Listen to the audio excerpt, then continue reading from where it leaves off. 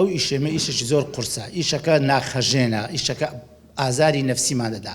نەخۆش هەیە دێتن هەیە بەڕاستی لۆ 20,000 دینار پارەی نیە دەرمانی بکڕی، منداڵەکەی سوکەری هەیە ناتوانانی بە 18,000 دەرزەکەی لۆ بکڕیتن، بەڵام ئەمەش دەستەڵاتمان نییە بە پێی توانە هاوکاریان دەکەین.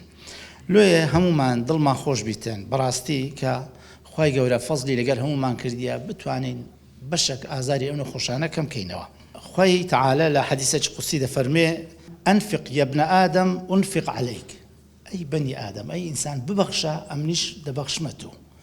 هەر یەک لەنگۆ وەڵڵاهی ئەگەر 10,000 دیناری خێری هینابیتن، ئەگەر 100,000 هینابیت، دڵنیا بە خوای گەورە دڵنیاین هەمومان کە خوای گەورە 100 ئەوەندە زیاتر دەبەخشیتن بەو کەسێک کە بەخشیتی.